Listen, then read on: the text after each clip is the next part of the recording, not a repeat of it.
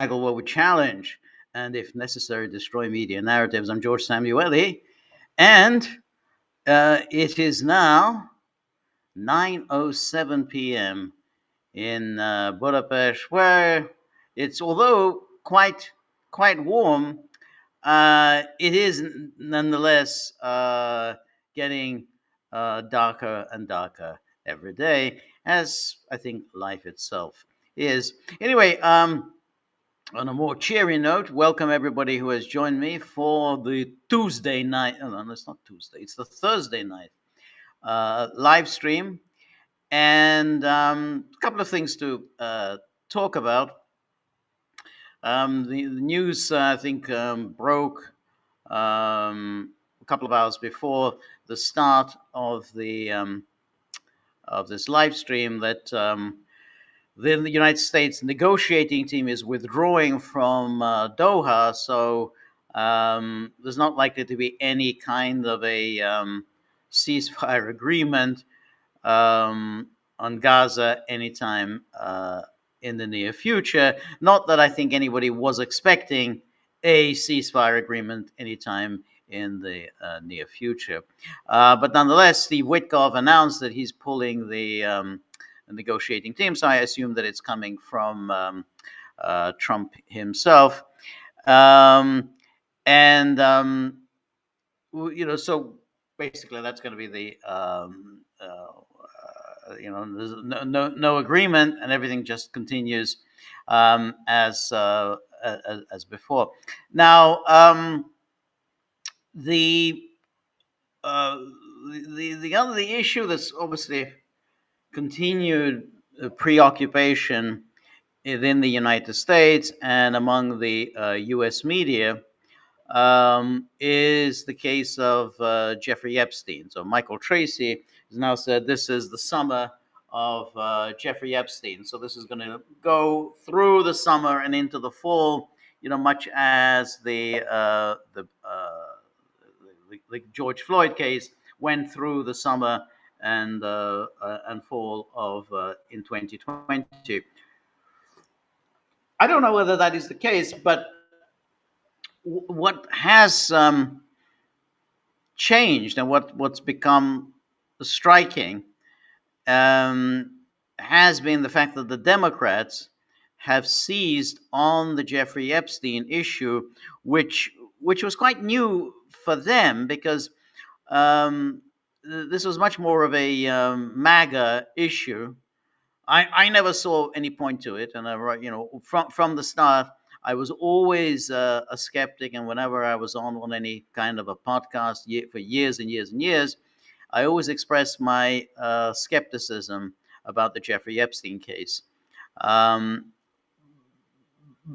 for some reason, the Democrats have, who hadn't really taken much of an issue, taken much interest in the issue, have now embraced this because they are convinced that this is going to hurt Donald Trump. So whenever you turn on, the networks, the cable, particularly CNN, it's wall to wall, 24/7 Jeffrey Epstein. Now, the thing is that strikes you when you follow this coverage is that there really isn't anything to discuss. There's no case here. It gets repeated over and over again for no reason other than that it gets repeated over and over again. So it's a matter of how many times can you say Trump and Epstein in the same sentence? So in the CNN chyrons is, well, how many times can you all link together the names Trump and Epstein? And that's what. So you have to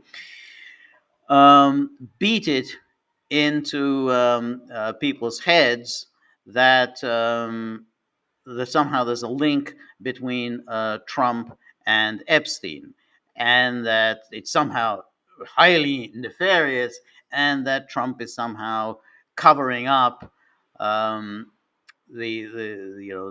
very dark about his connections with Jeffrey Epstein.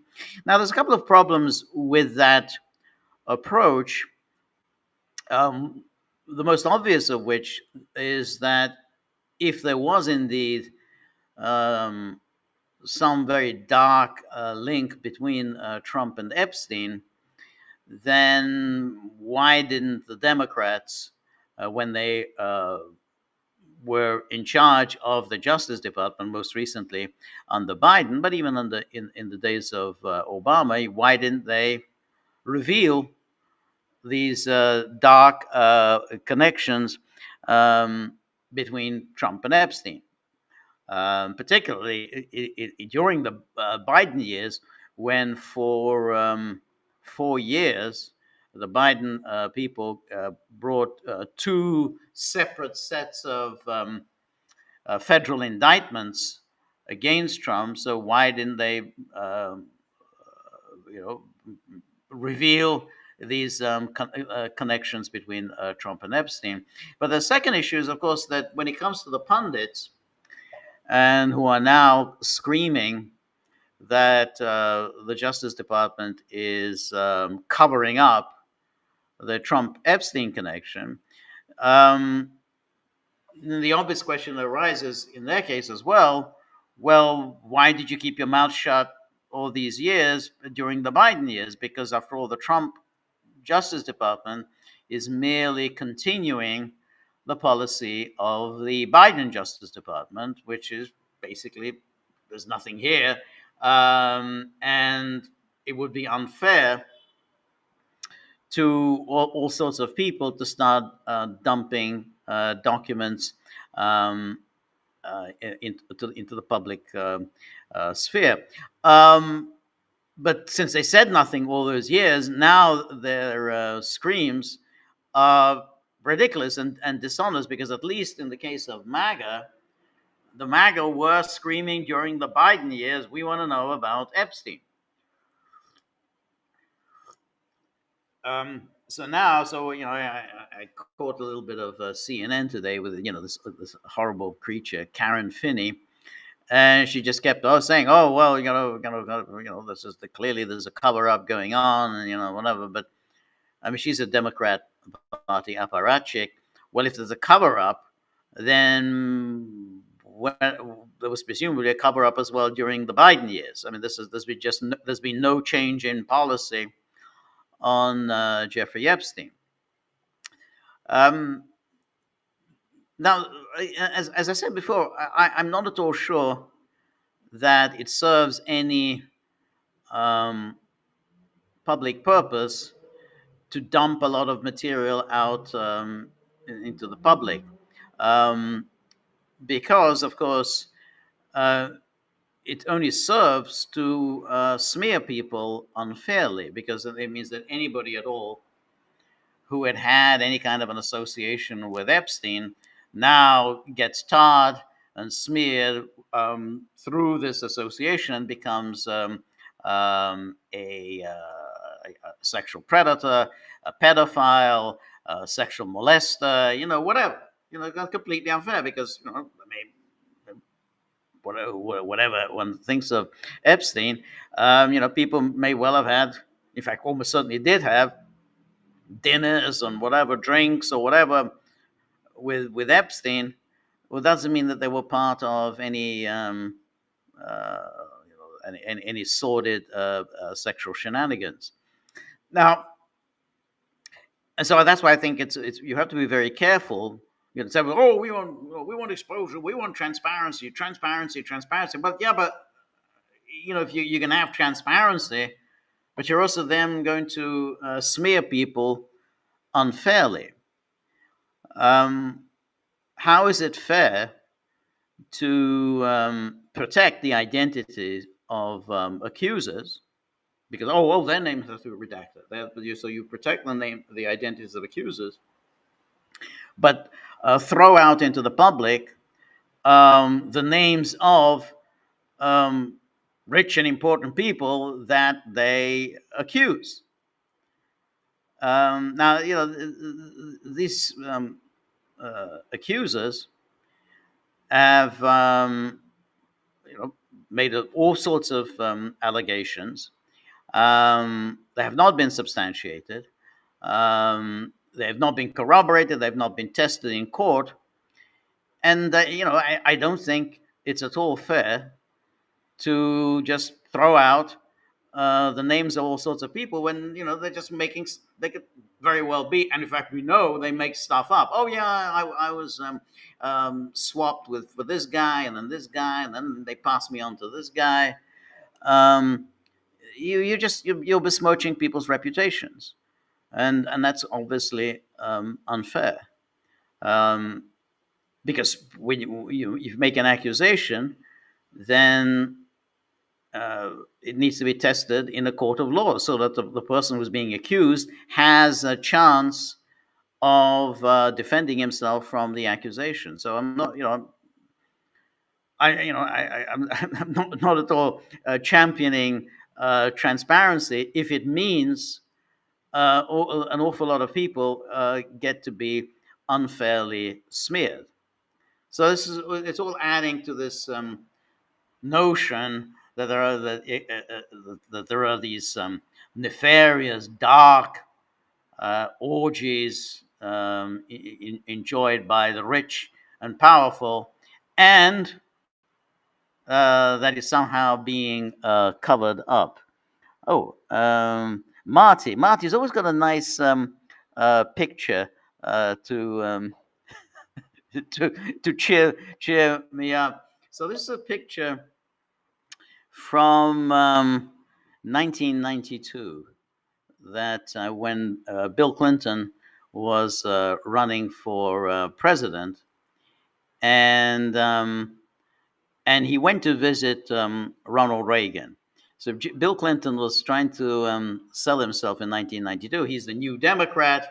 He's a centrist. He's moved the Democratic Party away from these radical, really radical people like Michael Dukakis and Walter Mondale, and just to show how centrist, moderate, and reasonable he was, he went to visit Ronald Reagan. I guess Reagan was living in Beverly Hills at the time. Now, this was 1992, but Reagan was already suffering from quite acute dementia. I mean, I think he was still functional, but he was already under quite a lot of stress from the dementia. And to be honest, because Marty says the jelly bean Thursday, I don't remember what was the significance of the jelly beans. There was a significance. There was a reason why he offered Reagan jelly beans, but I can't remember what that reason was. So Marty, maybe you can refresh my memory, but I definitely remember this episode. Funnily enough, during that 1992 cycle, Pat Buchanan also went to visit Reagan, and Reagan seemed to treat him quite coldly. I don't know whether it was because of Buchanan's views or whether, because of the dementia, he was already not really fully aware of who Buchanan was. But I think it was quite a cold meeting. Buchanan also went to see Richard Nixon. So Nixon and Reagan were his two former bosses. And the meeting with Nixon was much warmer. Nixon, I think, spoke quite warmly about Buchanan, said, yeah, well, I disagree with many of Buchanan's views, but that was also the case when he worked for me. But, Buchanan's a good man. So it was, typically kind of Nixonian, kind of generous, a statement, and that was 92, so that was just 2 years before Nixon died. So, but I definitely remember that meeting between Reagan and Clinton, and look at the way Clinton is posing for the photographers, laughing helplessly. He was always doing he's laughing helplessly. You can see these photographs also when he's with Boris Yeltsin, always laughing helplessly. awful fraud. Anyway, back to the Epstein state. So, you know, the Democrats are hoping that this is going to yield political dividends for them. I don't think it will. For the okay, Don White. No, Don White now has an explanation. Um, he said Reagan had a jar of jelly beans in his Oval Office. It became famous. Okay.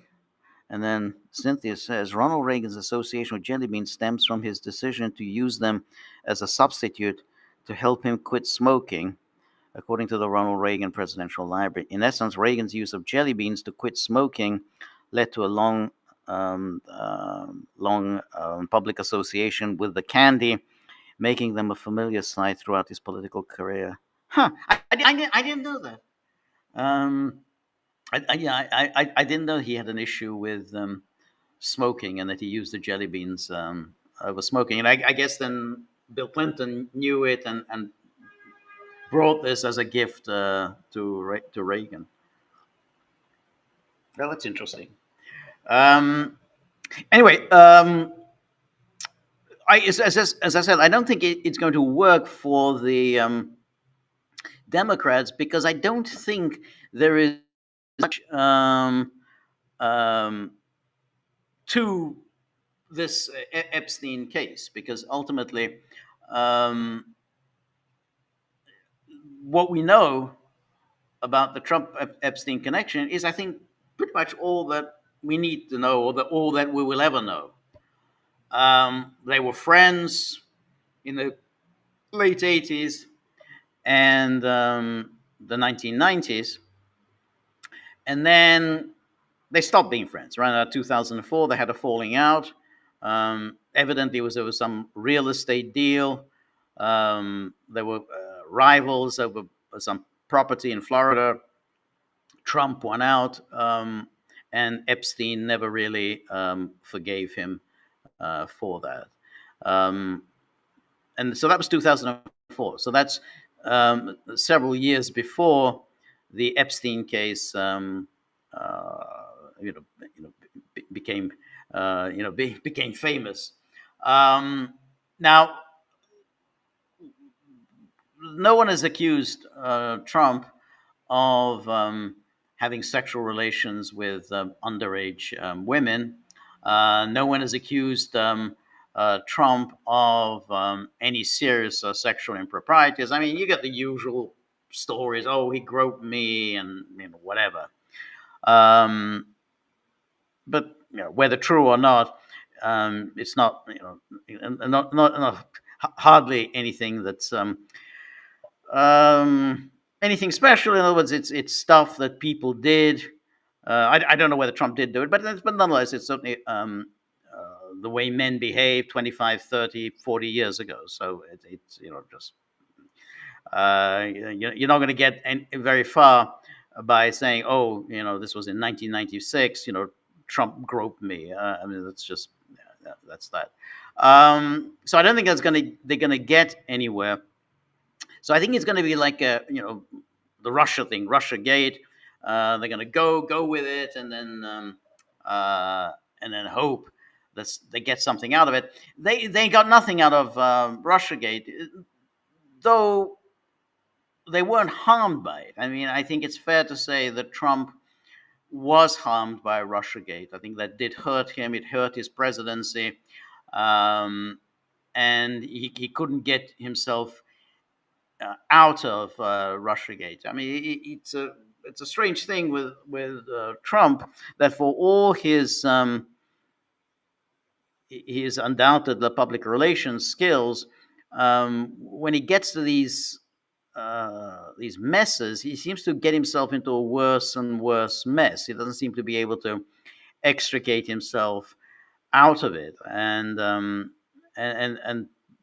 Russiagate, I think he should have been able to dispose of early on in this during his first term. I should have been able to do it fairly effortlessly. Instead, he kind of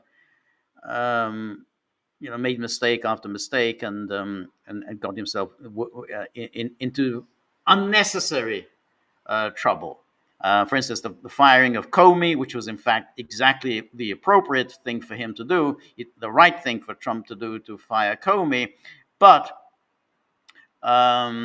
he somehow, he gave an interview to Leslie Holt. Is it Holt? Is it Leslie Holt? I can't remember his first name. But for some reason he said, "Yeah, I fired Comey because of the Russia thing," and that's it. We got him. It was a cover up. He was fired. He fired Comey. And so that's right. So he's done the same thing now with Epstein. Incidentally, I mean, to be fair to Trump, so all the things that people are saying, that Trump was the one, he was the one talking about Epstein during the campaign, and he was promising to get to the bottom of Epstein. He was promising to expose Epstein. He was promising to publish these all the Epstein files and all the documents. Lester Holt, yeah, that's what Robert says. Lester Holt, yeah. So I thought, I can't remember Lester. I thought Leslie Holt, and I thought, no, that doesn't sound right. But exactly, Lester, yeah, that's right. But to be fair to Trump, he didn't actually say during the campaign, "Oh, I'm going to simply throw, or dump all this, all the Epstein stuff out into the open, and then let people, go through all that material." He never said that. He said, "Well, in principle, I'm in favor of publicizing this, but only if we can make sure that innocent people are not hurt by it." And I think so. He was never in sort of an unconditional, let's just throw everything out into the open. He said, no, as long as people don't get their reputations unfairly besmirched, and that's a real issue.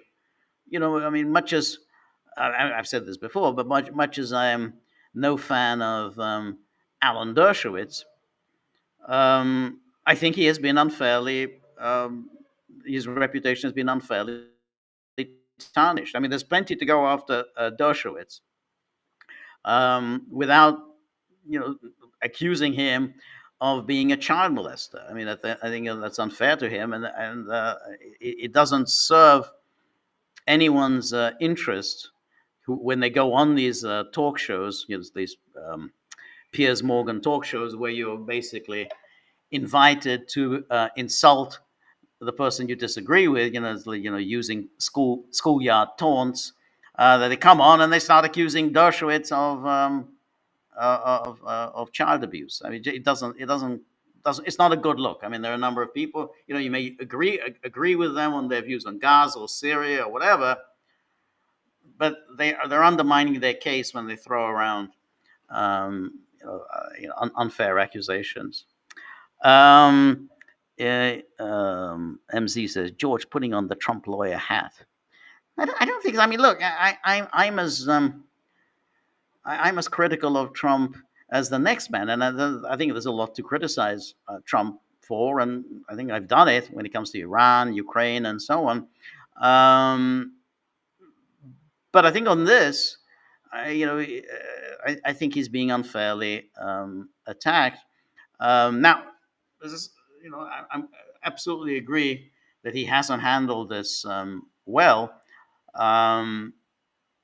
But to do what CNN does and just keep saying that somehow Trump and Epstein were the best of friends and they were therefore together in all kinds of dark sexual escapades involving underage people, and that Trump is covering this up, is it's just idiotic. Now, the other thing I want to talk about, which is a couple of other things I want to talk about, but I want to talk about this thing in Ukraine, and everybody's getting very excited about this legislation that was adopted earlier this week by the Ukraine parliament at the behest of Zelensky, to bring NABU, the anti-corruption agency, under the control of the prosecutor general. And this, apparently, this horrific, outrageous, terrible, monstrous action, never heard of anything so appalling as an agency that is supposedly independent, is being brought under the control of essentially the Ukrainian Justice Department. Then and that's brought people out onto the streets, and then now everyone's got very excited. So you've got the kind of the liberals who somehow, oh, this is really exciting. You got all these young people coming out onto the streets, and another Maidan, and then of course we've got the Zianon, who are always convinced that this is the beginning of the end for Zelensky. Now, I don't actually think anything any of that is even remotely true. What's really going on in Ukraine is there's clearly a struggle between Zelensky and the Sorosites. I mean, the Sorosites are really very, very powerful in Ukraine. I mean, they were embedded in Ukraine from 2014 on. They were connected with the various EU institutions and connected with USAID, and of course connected with the Democratic Party. Zelensky was never really their man. I mean, they were much more supporters of Poroshenko, and they initially, when Zelensky won that election, the Sorosites were very suspicious of him and thought that he, Zelensky, and his patron Kolomoisky were ready to do a deal with Russia, and they may have been. That may well have been initially the agenda of Zelensky. He ran on that platform in 2019 of working out some kind of a deal with Russia, and there'd be some kind of a reconciliation. Essie Dillendam says, so I have to get this. Is George pretending the WSJ invented the drawing? I don't know. I don't know whether the WSJ invented the drawing, but what is striking is that the WSJ has not presented us with that drawing and has not presented us with that letter purportedly written by Trump. And it's not, in fact, even clear that the Wall Street Journal itself has ever seen this supposed letter and these supposed drawings. Now, am I saying that they invented it? I don't know whether they invented it. But until you produce it, then I'm not sure we're obligated to believe what the Wall Street Journal, Rupert Murdoch's rag, says. And again, and I do think it's important here to emphasize that the obligation is on the Wall Street Journal to present the evidence. The obligation is not on Trump to prove his innocence. And that's why it's the way the media present it is somehow, oh well, Trump lied about his never having drawn a drawing in his life. I don't know. I mean, he may have forgotten. He probably doesn't spend a lot of time drawing. He probably say, yeah, I don't draw, and then he says, oh yeah, you did draw. But it doesn't matter whether he was lying about drawing or not lying about drawing. Ultimately, it's the accuser who needs to present evidence to substantiate his accusation. Trump doesn't have to prove his innocence. Trump says, I never wrote that letter. Okay, then show us the letter. But you can't just pick apart what Trump said without actually presenting the letter. And that's what the media are doing. They're picking apart Trump's statement about the letter without actually demanding from the Wall Street Journal to present us, show us the letter, show us that book that Ghislaine Maxwell supposedly put together as a birthday present for Epstein. And then we can talk. And then, once we've seen the letter, Trump can then say, no, I never wrote it. This is a forgery. and then we can then test whether that is a forgery. But ultimately, as long as you don't show us this letter and you don't show us this book, then there's absolutely no reason at all to demand that Trump prove his innocence. Trump prove that he didn't write a letter, which we don't even know whether it exists. Anyway, back to Ukraine. Um, so here in Ukraine, there was clearly a struggle between Zelensky and the Sorosites. Now, the Sorosites are, of course, as rabidly Russophobic and as warmongering as the Azov people, as the radical nationalists, as you know, as anyone in Ukraine. That wasn't really the issue. The issue was whether they could keep Zelensky under control. And the whole point of NABU was there was a mechanism to keep Ukraine under the Western thumb. And that, and the Sorosites were that's what they cared most about. Especially, it came with money. That's what all the people who are funded by Soros in every country, anywhere, their primary concern is to go on receiving funds from Soros. NABU received a lot of money without ever really showing that it accomplished anything very much. I mean, if you go back to the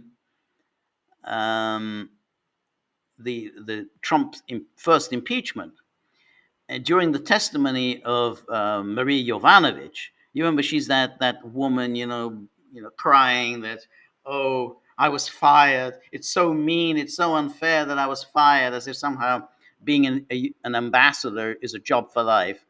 But she presented herself as this ardent, passionate, ferocious anti-corruption campaigner. She was putting all this pressure on the Ukrainian government to crack down on corruption, and so she is constant.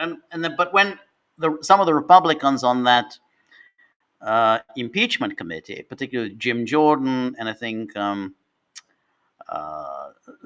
Lee Zeldin, they kind of pressed her like, well, what cases did you press NABU to take up? She couldn't name a single case. She couldn't even name the name of the guy who's the head of NABU. It was obviously a fraud. NABU didn't really do anything very much. And indeed, in all these sob stories that you're reading about NABU, there's never any instances of, well, what corruption did they expose? Who's the last person that NABU exposed, and who's the last person that NABU helped prosecute and imprison? And what has NABU been doing? Well, of course, NABU has not been doing anything. NABU is a mechanism for embedding the Sorosites within Ukraine. And what's changed is that Trump is in the White House. Trump, of course, hates the Sorosites. And so Zelensky, who has managed very skillfully to worm his way into Trump's good graces. Remember how fraught their relations were initially, particularly after that disastrous Oval Office meeting. That's all changed now. And Zelensky knows that Trump hates the Sorosites. And that's why he went after them. He knew that, they're a big pain in the neck, always have been for him, Zelensky. and he thinks that he can do it now. He couldn't do it with Biden because they are essentially part and parcel of the Biden Democratic machine. You couldn't touch them. But if you recall, um, during the first impeachment, and when after the perfect phone call between Trump and Zelensky, they met in September of 2019, and and um, Trump was talking to Zelensky, and he mentioned how, that he was very unhappy that there were people in Ukraine who were working against him in the 2016 election, and then they basically have been working against him. And Zelensky said, yeah, those people, they're my political enemies. And he said that. No one noticed that, but he said, yeah, those people are my political enemies. So those people who were working against you in 2016 and subsequently, they are my political enemies. But everyone was so eager. Oh, now we've got Trump. Great. Now we can impeach him. But he said, those were my enemies. Those were the Sorosites. And Robert says, wasn't Viktor Shokin on bad terms with NABU, which only tends to confirm what Shokin allegedly alleged regarding Hunter Biden and Burisma. That is exactly the point, and I want to come to that. I'm glad you raised that, Robert. So it seems, anyway, that today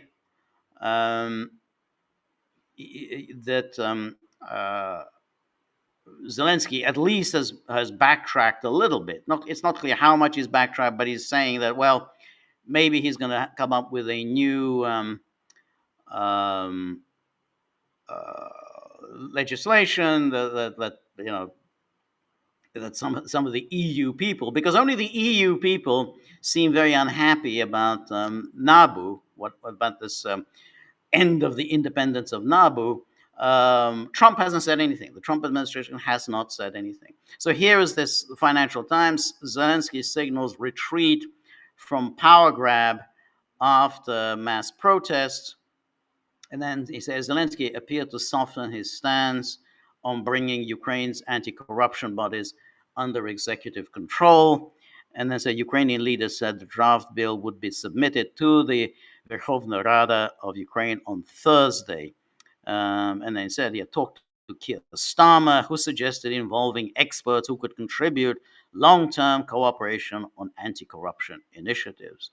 And then, but FT says, well, it's unclear how far the new bill will go towards restoring full independence of NABU and this SAPO. And then frustration with the president has boiled over amid a deepening political crisis of his own making.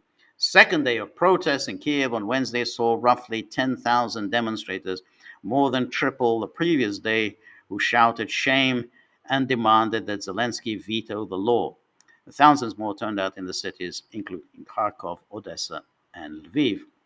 Now, it's always important to keep in mind, why do suddenly people come out and demonstrate?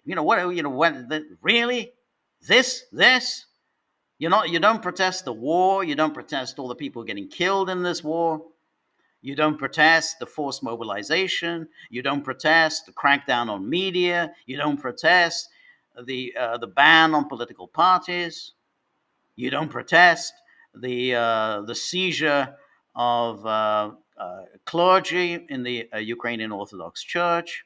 You don't protest the seizure of church property. None of that. There's no protest about any of that. But suddenly, the idea that this anti-corruption agency is being brought under, it's not being abolished, that is being brought under the control of the central government, a central government that you apparently support, because you support Zelensky, that brings people out onto the street. So well, that cannot be. This is clearly a renter mob. This is a renter crowd. The Sorosites, this is what the Soros people are always very good at. They can mobilize, get people out onto the streets over an issue. They just sort of scratching your head, just why would this get people so riled up? It's not about food or the kind of things that people get upset about, like suddenly food prices shoot up, or there's no petrol or anything. Then people are out on the street, but over NABU.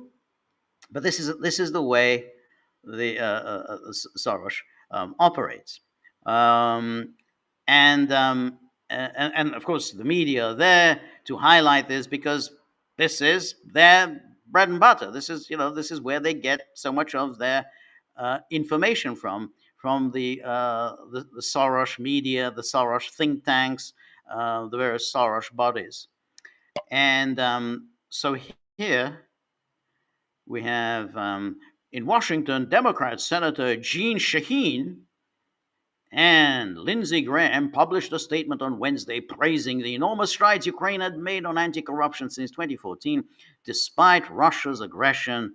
However, they added, we fear the new law undermines much of that progress. So that's all we get from Washington. Jeanne Shaheen and Lindsey Graham, they're the usual denizens, spend a lot of time in Kiev. And here is then the Guardian. This is in the Guardian today. Look at this person, and this you can see her face. This is written by Natalia Gumenyuk. Natalia Gumenyuk is a Ukrainian journalist and CEO of the Public Interest Journalism, whatever. You can see her face. That's the classic look of somebody well funded by the Soros organizations. Why are Ukrainians angry with Zelensky? Because even during wartime, some red lines must not be crossed. Yes, you can kill people, without actually, getting say having any bad thoughts about that. You can bomb Moscow. You can send people to the front, kidnap people on the street, bundle them off, and with no training or anything, in order to be cannon fodder. Yeah, you can do all that, but there are some red lines that must not be crossed. Why must they not be crossed? Well, because of course that's their livelihood. That's the livelihood of people like Natalia Gumenyuk. That's how they make a living. From all of that lovely Soros and USAID. That's coming to an end, the USAID money, but that's how they've been living, high on the hog for more than 10 years. And here are these. This is the usual ubiquitous young people who are suddenly out on the street and very, very upset, very upset about NABU. That's what they're really upset about. And as always, lots of young women are in the crowd. It's nearly always done by these young women, always very pretty young girls. But they're very, very upset. And it says Ukraine is a democracy at war, and democracy itself is an existential matter. It is precisely what the country is fighting for. You can say this is absolute. This is a standard NATO pablum. My usual answer has been the people will know when it's time to protest. They will sense when too much power is being concentrated in security services, when Parliament's role is being bypassed, when the Prime Minister or members of Parliament are no longer acting independently. Ukrainians, I would say, will know when red lines are crossed. This week, many decided that such a red line has been crossed. And then the law, includes sweeping changes, fundamentally alter the authority of Ukraine's anti-corruption bodies. And according to NABU, the new provisions effectively destroy the independence of SAPO and place both NABU and SAPO under the control of the prosecutor general. Oh my God. Oh my God. But you have to then ask, and so what? I mean, you all support Zelensky. Remember,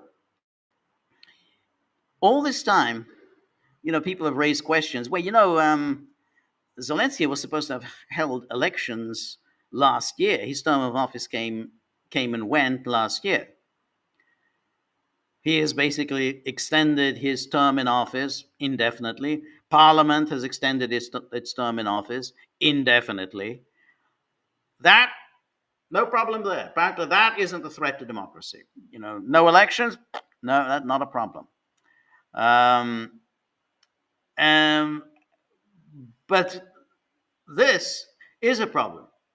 You're ending the independence of NABU.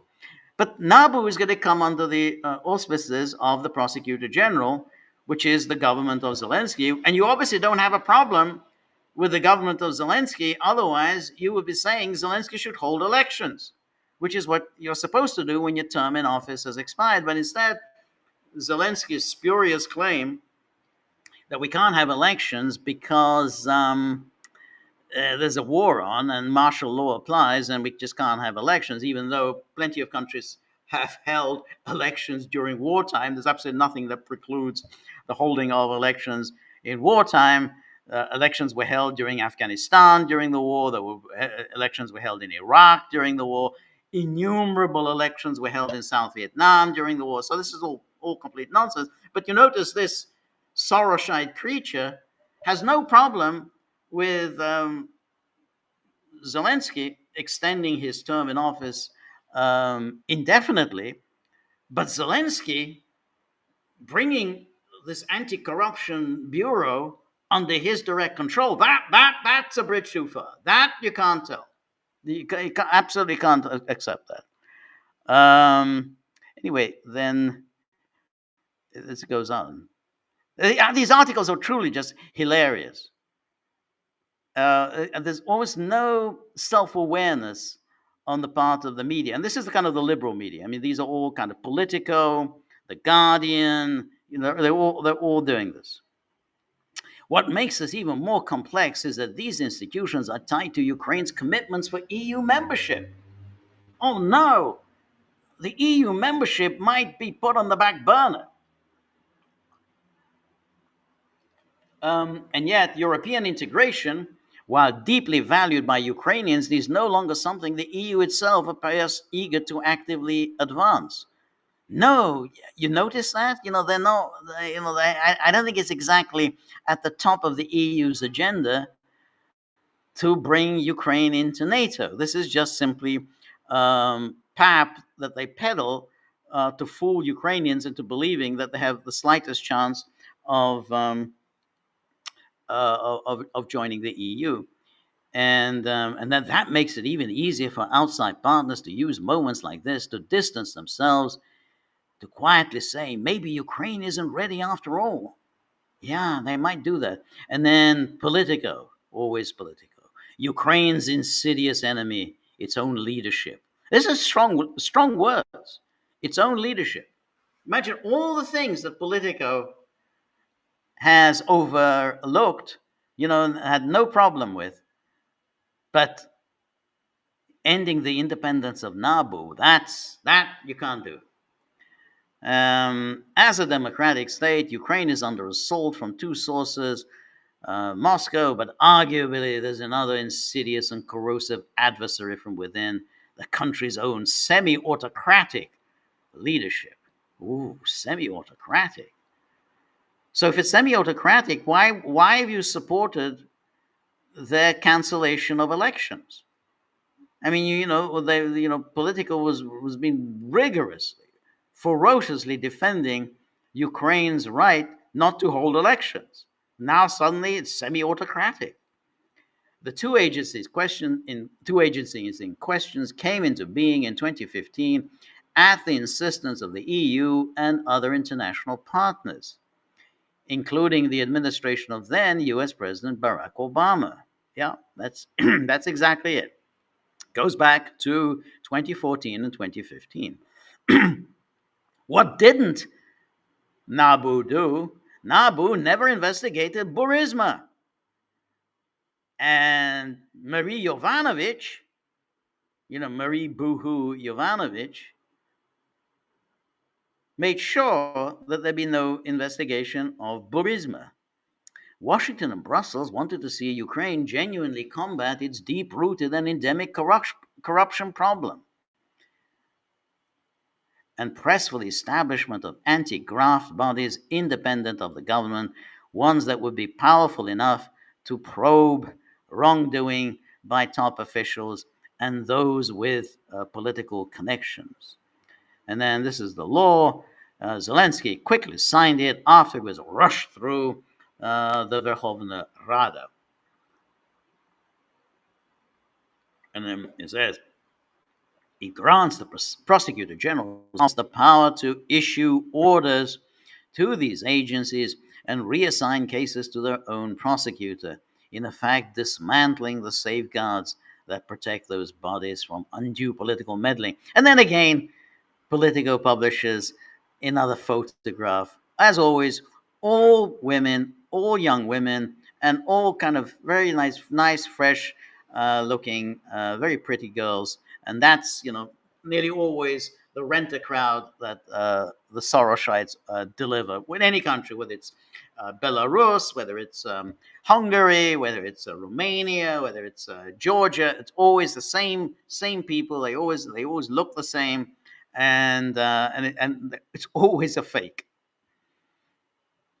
And then they quote here Lysia Vashilenko, an opposition lawmaker with the pro-European Holocaust Party, Soros, called the dismantling of the anti-corruption structure a bad decision, a wrong decision. And then speaking to Politico, said, I'm very proud of the Ukrainians who took to the streets to stand up for what is right and the kind of Ukraine the people really want. And then, despite Zelensky's reassurances, this is also the view of EU officials and diplomats. For months, they've been complaining bitterly, though always in private, about the Ukrainian president's democratic backsliding. Well, so why didn't they raise the issue of the election? I mean, if they're so worried about the democratic backsliding, that would be one way of addressing the democratic backsliding. Hey, why don't you hold elections as you were supposed to? They've been unhappy about the purges and reshuffles that have seen the departure of more independent-minded ministers and officials from the government, such as Minister of Foreign Affairs Dmitry Kuleba and former head of Ukraine's National Power Transmission Network, Vladimir Kudrytsky. And they were uncomfortable with the dismissal of Armed Forces Commander General Valery Zaluzhny. So that tells you right away, Zaluzhny was the guy that they kind of want, he'd be much more amenable to Western entreaties.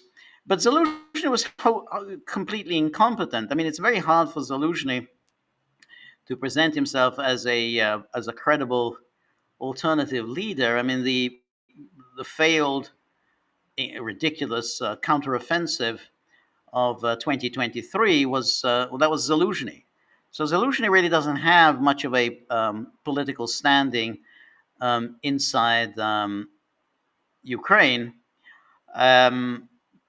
But I think you could see that Zaluzhny was kind of, and that was always obvious, Zaluzhny was really the man. They thought he'd just be more compliant with Western desires than Zelensky. All of this, incidentally, reinforces what I'm saying, what I've been saying, is that Zelensky is just strengthening his position. He's consolidating power. He's putting his own people in place. I mean, you may not like it. I'm no fan of Zelensky, to say the least, but he's not in any political danger. These are his people, and they are, he's removing from his orbit all of the people that he sees as his political opponents. So it's a sign of strength, not weakness. EU officials also expressed fears that the search for traitors and Russian collaborators mounted by authorities was turning into political witch hunts aimed at silencing critics. No, only we Europeans are allowed to conduct political witch hunts and accuse people of being Russian stooges or Russian collaborators or Russian assets. We can do that. we can point to anything that we like and say this is obviously the product of Russian disinformation. This is the product of a Russian intelligence operation. We can do that. Ukraine cannot. They cannot start talking about accusing people of being Russian stooges. And then it's obviously here we have the Kiev Independent, an English language media outlet read closely in Brussels, says Zelensky just betrayed Ukraine's democracy, and everyone's fighting for it. And then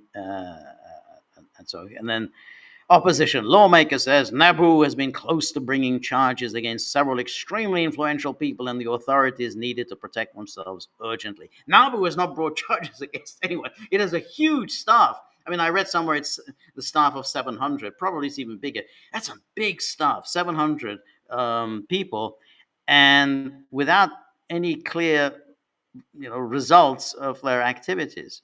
And then political also, von der Leyen demands answers from Zelensky as new law threatens Ukraine's EU bid. Ukraine, Zelensky has put his country's EU ambitions in jeopardy. In jeopardy. They were about to be let in, about to be inducted, but it's in jeopardy now. Top EU leadership has now urged Zelensky to prove he's still committed to the European democratic values. Oh, I love it. I love it when we hear about European democratic values. Every time, we see in the news all the horrors that go on in Gaza. The just so monstrous, the starvation, the slaughter of people trying to get food and water, all of it facilitated, enabled by the Europeans, the EU, and the United States. All of that. But this is what is so, it's about the European democratic values. Values, that's what we are. Remember when NATO Secretary General Jens Stoltenberg, the former Secretary General, he would always say, what unites NATO is values. It's a values-based alliance. That's also, it's values. That's what we are. Yes, we enable innocent people to be slaughtered en masse, but we have values. It's our values. I feel passionate about my values. And then we have, Guillaume Mercier, the European Commission spokesperson. He said to Politico, the president of the European Commission, which is Ursula, was in contact with President Zelensky. President von der Leyen conveyed her strong concerns. So she can't speak for herself. So this Guillaume has to speak on her behalf. Conveyed her strong concerns about the consequences of the amendments, and she requested the Ukrainian government for explanations. And then respect for the rule of law and the fight against corruption are core elements of the European Union. As a candidate country, Ukraine is expected to uphold these standards fully. So here's Ukraine, it persecutes minorities. We know, we've talked before about how it treats the Hungarians. Hungary repeatedly complains to Brussels about the treatment of the Hungarian minority in Ukraine. Russia, of course, has been complaining about the treatment of Russian nationals or Russian speakers in Ukraine for years. EU couldn't care less. Persecution of the church, couldn't care less. Persecution of the media, couldn't care less. But this is this is too much. And so when people respond like this, well, then what is it about NABU? Why are they so preoccupied with NABU? Not because corruption. They don't care about corruption. I mean, if they cared about corruption, they wouldn't be sending billions and billions and billions of dollars worth of goods, military goods, all kinds of goods into Ukraine. And keeping the spigot permanently open for yet more billions into Ukraine, if they were concerned about corruption. I mean, is that what you do when the stealing and looting going on? So you give them, hey, here's some more money for you to steal and loot. So so obviously they don't care about corruption. NABU was a way of keeping tabs, keeping Ukraine under control. It was the EU and particularly the American Democrats. They were the ones who created NABU. And then we have European Council President Antonio Costa also expressed his concern to Zelensky and asked for explanations. And then, but then said, well, financial aid to Ukraine is not being considered, and so on. And then Sweden also, very, very concerned. And then now here's what Robert was talking about, Shokin.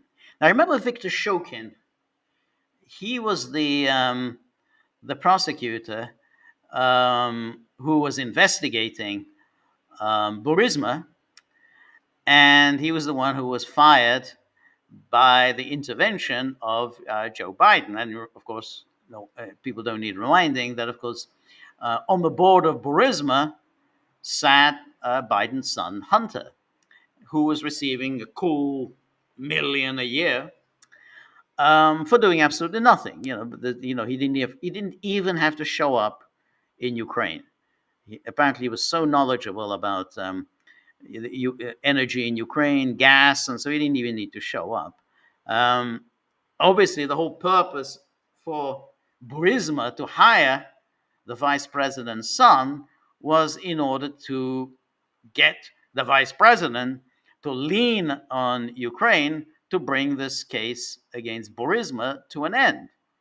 Hence, the need to fire Viktor Shokin, who was investigating the case against Burisma. And in fact, that succeeded. They got rid of Shokin, then they got rid of his successor, Lutsenko, and then in January 2017, the case against Burisma was closed before even Trump took the oath of office. So here is Shokin saying, former Prosecutor General of Ukraine, Viktor Shokin, in an interview with the founder of the Gordon publication, expressed the opinion that the initiator of the creation of NABU in 2015 was then U.S. Vice President Joe Biden. So this is an article from 2020. And then, so this is Shokin talking. He said, what is the creation of NABU? There are ongoing disputes with NABU right now because NABU was created illegally. You probably know that. It should not have been created at all, but a department should have been created right now in the State Bureau of Investigation. In his opinion, the initiator of the creation of NABU was Biden. And then they simply stole. Biden stole the investigation from the State Bureau of Investigation through NABU. So they created, there was no need for this. They specially created this agency, one that was entirely beholden to the West. I mean, that was the whole point. That's why they had to kind of create something completely new that was entirely under their control. They simply stole. Biden stole the investigation from stole the investigation from the State Bureau of Investigation through NABU. Created NABU, put their emissaries there who listen to the U.S. As you know, Andrei Derkach said there is absolutely true. This is NABU was created to keep Biden and all his fingers on the pulse of Ukraine, and it's illegal. And then in October 2019, Nonpartisan People's Deputy Andrei Derkach stated that NABU was leaking information important to both countries to the U.S. Embassy in Kiev. He claims that the data was passed on to American diplomats by the Bureau's first deputy director, Gizo Uglava, through his assistant. The SBI stated that Derkach did not pass on materials regarding this to the agency. And then there's an article from Ukrainska Pravda. So Shokin complained to the State Bureau of Investigation about NABU. He was pressured not to investigate Biden's cases, and the Shokin wrote a statement to the State Bureau of Investigation about the disclosure by NABU employees of data that constitute a secret of the pre-trial investigation, as well as leaking of Shokin's personal data to the employees of the U.S. Embassy in Ukraine.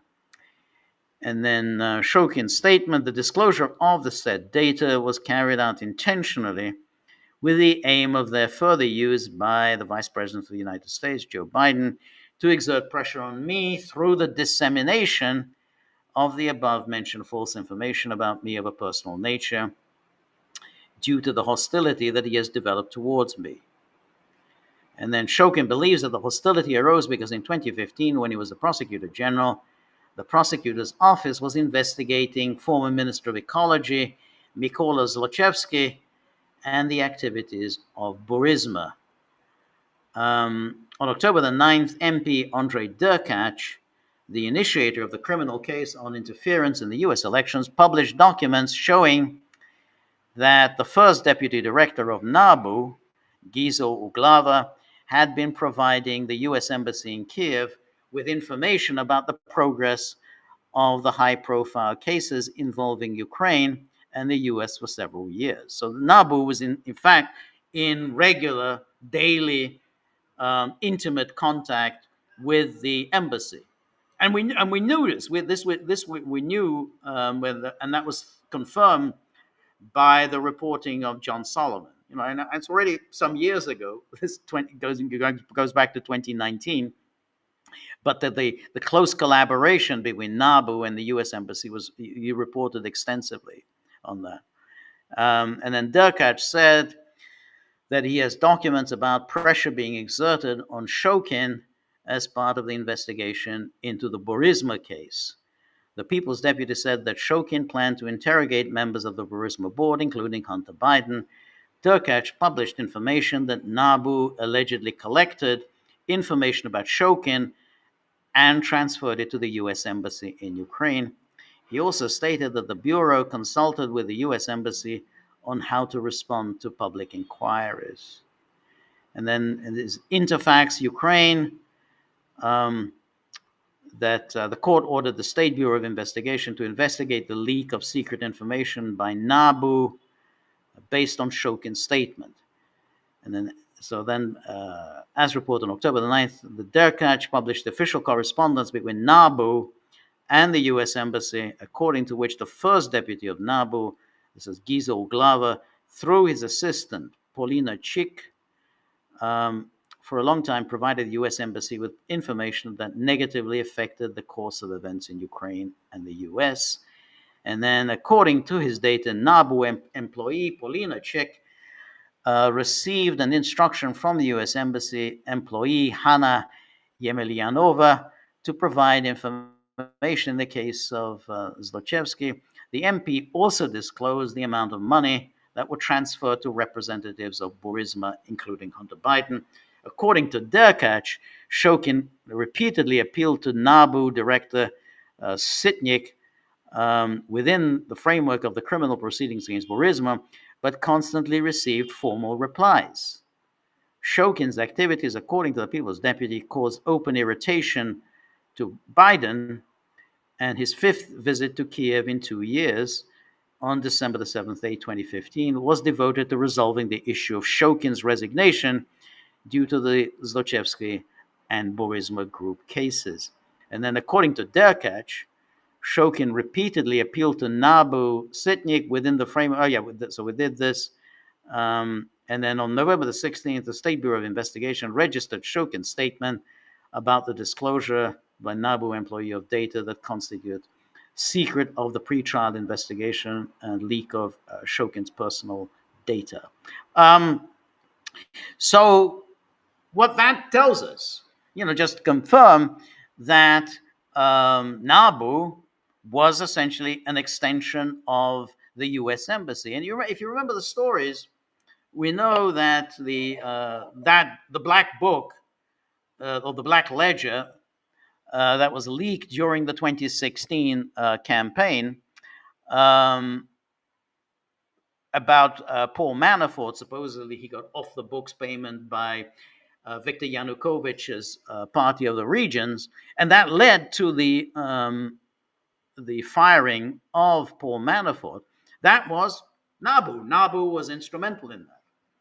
And then, if you recall the reporting, it was quite extensive reporting by John Solomon. He said that NABU was actively collaborating with Marie Jovanovic to discredit various figures in the United States. Figures were kind of associated with MAGA and with Trump, including John Solomon himself. In other words, the NABU was essentially providing negative information to Jovanovic, which was then transmitted to the United States. Obviously, they were doing it about Giuliani, but that was NABU. It was an extension of the U.S. government. Now, this has changed. That as I said, this is the Democratic Party in Ukraine. That was what NABU was about. Zelensky shrewdly figured out that there's been a change in Washington, that the Sorosites are not in favor in Washington anymore, and he decided essentially to get rid of them, or at least bring them under some kind of control. The Sorosites have responded by calling out these protests, and the EU have thrown their weight, such as it is, behind the Sorosites. But ultimately, the EU doesn't really carry much clout, and it sounds to me like Zelensky is making some kind of an attempt to placate the EU, but it doesn't seem as if it amounts to anything very much. I mean, maybe it will, but it's saying, I'm going to make sure that NABU will retain its independence. But the point is, NABU has no independence. NABU is the creation of the U.S. government and the EU. It was their means of keeping control of Ukraine and whoever was in power in Ukraine. And they were never particularly keen on Zelensky. I think they were obviously much happier with Poroshenko. They had suspicions about Zelensky, Zelensky's connections with Kolomoisky, and they had suspicions about, at least in the early days, that Zelensky and Kolomoisky wanted to make peace with Russia. That didn't happen, but initially, at least, there was clearly not. The relations were quite fraught with Zelensky. So these are essentially the political opponents of Zelensky, and he's consolidating power. It's not a sign of weakness; it's a sign of essentially centralizing power in his own hands. So I just found this very amusing that all this time, throughout, we report, Zelensky has done this or Zelensky has done that, yet another instance of repression and, all these horrors. And the media couldn't care less. Nothing was, never reported it. EU couldn't care less. The other day, some Hungarian was beaten to death because he didn't want to be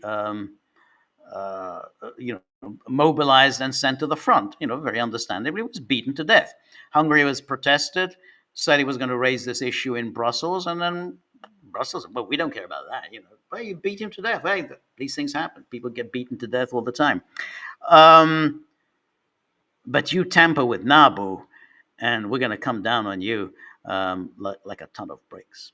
Anyway, let me now look at some of the comments on our locals page. These are the people who put money. They want to make sure that the dogs eat and drink, well fed, and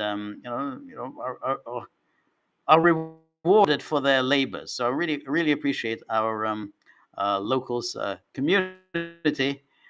And let me take a look at the comments on our on our locals page, and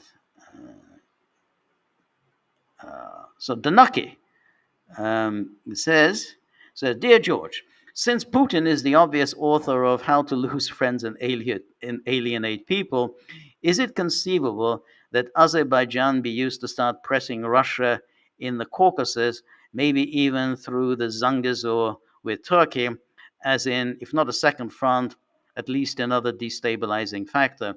After all, Sharia law, Dagestan, and Chechnya are just around the corner.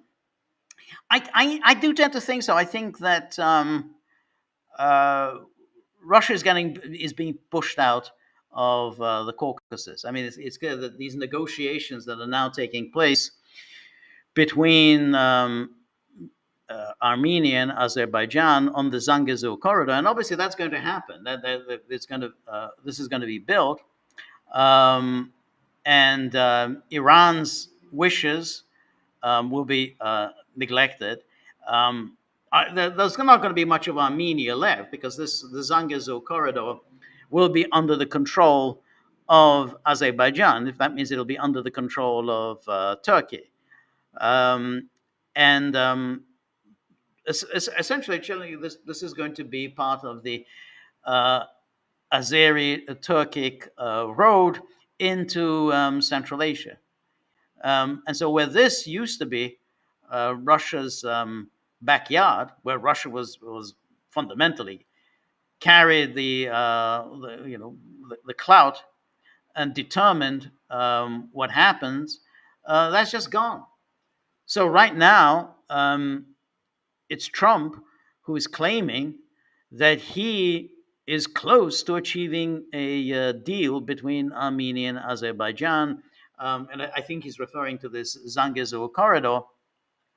And while that hasn't been signed yet, but these negotiations are being carried out under the auspices of the United States and to a lesser extent Erdogan.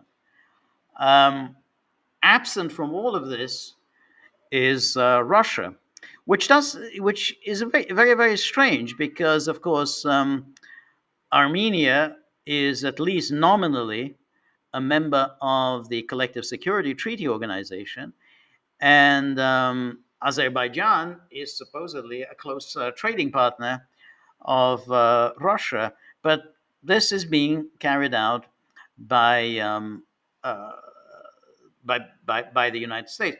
Once that happens, once the Zangezur corridor is built, and as I say, there's going to be under the control of Turkey and Azerbaijan, then essentially Russia really won't have much of a clout within the Caucasus. I mean, that it's just going to be a thing of the past. So it really is a problem that in one place after another,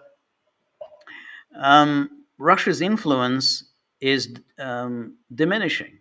So it's diminishing in the Caucasus, diminishing in Central Asia, diminishing in Kazakhstan. Kazakhstan is now, becoming increasingly close to China, and the Russian influence in Kazakhstan continues to decline. So it's and ultimately you'd have to say it is a product of this the war in Ukraine, because Russia is very preoccupied with this war. I mean, you have to think if it weren't for this war, I think Russia would make its feelings known, and knowing that this that the Zangezur corridor would be that's pretty much be the end of the independence of Armenia. But Russia just simply doesn't have the influence and as unable to spare anything for this. It doesn't have the energy resources to really deal with this with Armenia and Azerbaijan. And so Trump is carrying, is taking credit for and whether this happens or it doesn't happen, maybe nothing is going to come of this Zangez or corridor deal. Maybe nothing's going to happen. But Trump is the one who's taking the credit for it, and the most obvious question is, well, hey, where's Russia in all of this? I mean, we grew up with the idea that Armenia, Azerbaijan, the Transcaucasian Federation, all of that, nothing happened there without Russia say so. So yeah. Anyway, thank you so much, Danaki. And then Judy. Well, welcome, Judy. Thank you very much, Judy, and always appreciate your really insightful and interesting comments. And Judy says, so this is Trump, quoting Trump on the Japan deal. Traditional trade deals offer future concessions, increased market access, or vague commitments to level the playing field. But these promises are paper tigers, easily ignored, impossible to enforce. This deal breaks that pattern by inverting it. Instead of asking for concessions in the future, Trump demanded compensation up front, a $550 billion infusion of Japanese capital to finance American infrastructure and industry. That is very interesting. The one question that I have is, will this money materialize? I mean, that's a lot of money, 550 billion infusion. I mean, that's something like, well, you promise this down the road. That doesn't mean that anybody's going to write out a check this afternoon for $550 billion. So that's a commitment over a number of years. And the point about the commitment over a number of years is that, well, Trump isn't going to be there forever. And we simply don't know whether Japan will indeed come through. Now, it's a very interesting notion, and we'll have to see whether that money does materialize. But Trump has a tendency to declare promises to invest over a number of years as if this is cash already in the bank. Oh, well, he did that during his trip to the Middle East. Oh, that's already $2-3 trillion. That's already in the bank. Oh, thank you very much. But that's just a commitment. You sign a paper and say, yeah, we're committed, but we need to see the paperwork. We need to see some numbers. We need to see some plans, blueprints before we start actually investing some money. But it's an interesting way of presenting it. So, but I do think we're going to have to see how how much and when the Japanese are going to come up with this money. Japanese are notoriously niggardly when it comes to whipping out their checkbooks, but we'll see. Anyway, Judy goes on, who says the U.S. selects the infrastructure priorities: nuclear plants, LNG terminals, roads, AI labs, shipyards. The Japanese capital follows the American blueprint, not the reverse. Once built, these assets are leased to American operators, ensuring that the control, innovation, and job creation remains domestic. The profit-sharing arrangement grants 90% of the profits to the U.S. and only 10% to Japan. All right, well, that's an interesting plan, and certainly it is consistent with Trump's MAGA project, and which, as I've said from the beginning, I have some sympathy with. I think it's important for the United States to become an industrial powerhouse. It's important for America to address its very serious trade imbalances. It's very important for America to be the recipient of capital rather than the exporter of capital. So all of that is good. I mean, absolutely commendable. I guess I want to I'm just going to wait and see whether this materializes.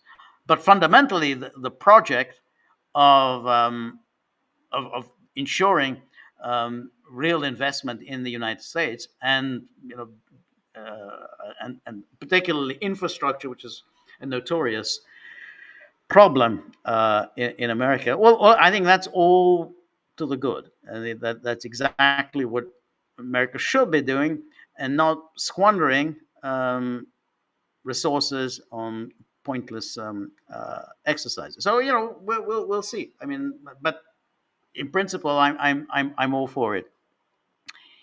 And then Judy has a link to Amuse. Oh yeah, he's that.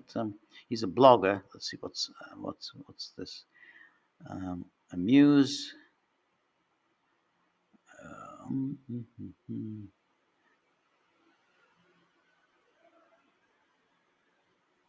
This is taking some time.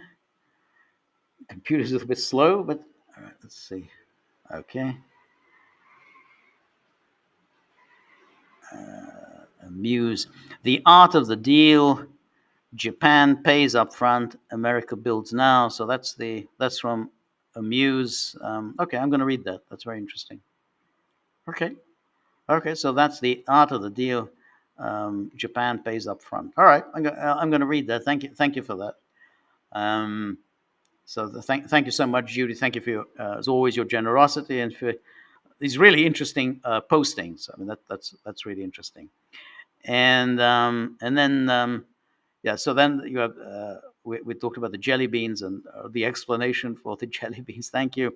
Jada, thank you for your generosity. And says, I truly appreciate your intelligence, generosity. Okay, thank you. I really appreciate it. That's very nice of you. Thank you. I really appreciate that. And then Judy comes back and says, Russiagate didn't just hurt Trump.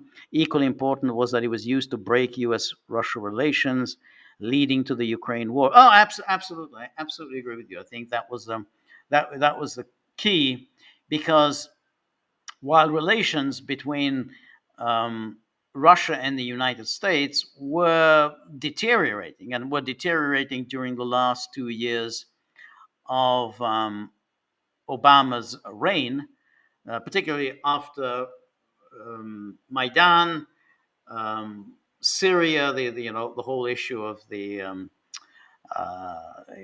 Russia's support for Assad, and Obama's Operation Sycamore Timber. So it was deteriorated, and then it was also Russia giving asylum to Julian Assange.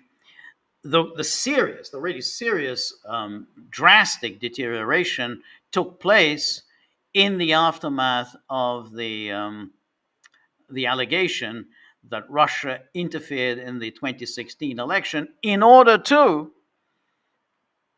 secure a victory for Donald Trump. Now, Obama is being thoroughly disingenuous and Obama's flacks and all the media saying, oh, well, nobody said that the voting machines were tampered with. Nobody said that the vote tally was tampered with. That was not what we said. We just said, well, Russia interfered in the election. No, it was much more than that Russia interfered in the election. It was that Russian interference on behalf of Donald Trump ensured that the election had no legitimacy. That was the claim. It was a decisive intervention in that election, and that was based on a lie, and it led to a very serious collapse in relations. Trump attempted to put relations with Russia on a better footing. The Helsinki summit in 2018, which turned into an absolute disaster because of Russiagate.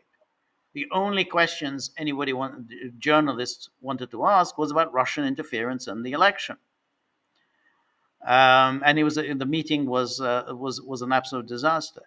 And then Trump unable to disentangle himself from it, and it continued then with that hostile policy towards Russia, particularly in Ukraine, and then so on. And then Obama, Obama's vice president, an absolute Russophobe throughout his political career, comes in and then starts with calling Putin a killer, and then essentially promising membership of NATO. He absolutely said it, promising NATO membership. This was all, a sequence of events from Russiagate to the point when Russia felt really threatened by the West, by the United States, by NATO. So it was absolutely, if it hadn't been for Russiagate, I don't think there'd be a war in Ukraine. I mean, relations might be tense, kind of there are good days and bad days, but nothing of the state of absolute unremitting hostility that transpired after Russiagate. So you're absolutely right, Judy. It didn't just hurt Trump politically, damaged his administration, but it did lead to this the war in Ukraine. And so thank you again, Judy. And then Robert, thank you so much, Robert. Thank you for your generosity. And then Robert says, the Bucky case and Epstein case both show eager people, how eager people are to believe dark sex scandals, sometimes without real proof.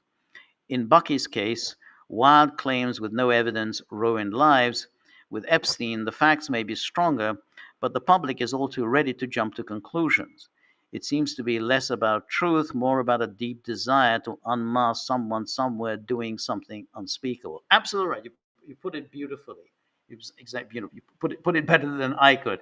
And it's a long-standing human trait to believe that the rulers not only exploitative, not only are they greedy, but not only do they abuse power, but behind the scenes, behind the curtains, they're engaging in the most depraved orgies.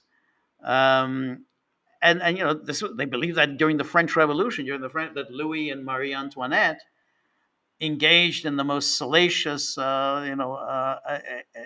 activities. People wrote pamphlets with all sorts of lurid fantasies about what Marie Antoinette was getting up to. And there's no question that that's what people want to believe. That's what they immediately wanted to believe, that not only is Jeffrey Epstein, had some rather sordid taste, but it has to be an enormous number of people, all of whom were engaging in these decadent activities. You saw this in that film by Eyes Wide Shut, by Kubrick's last film. You see all these rich people in this party, and they're engaging in these BDSM orgies, and it's all really, really sinister. The point is that in the case of Epstein, we have a number of unsubstantiated allegations. These young women have a material pecuniary interest in putting out these lurid stories. They're getting very rich because everybody wants to settle with them. They're just ready to pay out. It's not they don't want to go to trial. They don't want to do anything. They want to just settle these cases. All sorts of financial entities have made settlements on these Epstein accusers. I think J.P. Morgan made a settlement. I think Deutsche Bank, I think, made it because they had some kind of a financial relations with J.P. Morgan, with Epstein. They felt obligated to pay out money to these accusers. So I think J.P. Morgan, I think Deutsche Bank, they paid out this money, and these accusers have become quite rich. And not only have they become quite rich, but they want more money. They're filing more and more and more of these lawsuits. They've got I think, what is it, a $600 billion lawsuit that they, I think 600, or maybe 600 million. I think it's billion. That sounded awful lot. 600 million, but I don't know. These numbers are so astronomical that, I said 600 billion. Well, maybe it is, but I think it's probably 600 million. But the number itself is just astronomical. They filed this against the FBI because somehow the FBI let them down. They neglected their investigation, neglected them. So hey, give us some money, give from the FBI, and they'll probably get some money. But these lawsuits have no merit to them at all, because in none of their cases have their accusations been tested in court, because that's the only way you can actually address the veracity of the accusations, through the process of cross-examination. Anyone could say anything about anyone. Oh yeah, he did this and this to me, but ultimately it has to stand up to scrutiny. And when Alan Dershowitz sued this Giuffre, this Virginia Giuffre, she backed away and said she just made the whole thing up. And others have also said they just made stuff up. So the moment they face the prospect of cross-examination, they withdraw their accusation. So you're absolutely right, Robert. People want to believe this kind of thing. There's obviously a lurid, lubricious kind of curiosity people have about the goings on among the rich and powerful. Though I have to say, everything that we heard about Jeffrey Epstein, it is very mundane. I mean, it doesn't have any of the grand guignol of Eyes Wide Shut. There aren't these. The orgies that were held in that film. I mean, it all seemed quite sordid, what Jeffrey Epstein was doing, but there's been no real evidence of any of these wild claims, and but people want to go on believing it, and nothing is going to stop until we kind of move on to something else. I mean, that's the only way you can you can change the subject of the conversation. Well, until people are distracted by some new shiny toy over there. But that's why it may be that, because this is the summer, the summer doldrums, not a lot of news going on right now.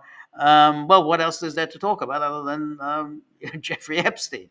So I think it's right. But you're absolutely right, Robert. The public is all too ready to jump to conclusions because it satisfies their idea that we hate the rulers, we hate the people who make a lot of money, we hate the life of wealth and idleness that they have, which we don't have. We have to work for a living. They get to just enjoy money, and without having to do anything, the money just keeps pouring in. And you want to believe that, and they're also engaged in something deeply. What's the worst thing that you can do? The worst thing you can do is pedophilia. Yeah, that's pedophilia. Even though there really is, pedophilia is completely the wrong word to use in the case of Epstein. Anyway, thank you, Robert. Cynthia, always very good to see you, Cynthia. Thank you so much, as always, for your generosity.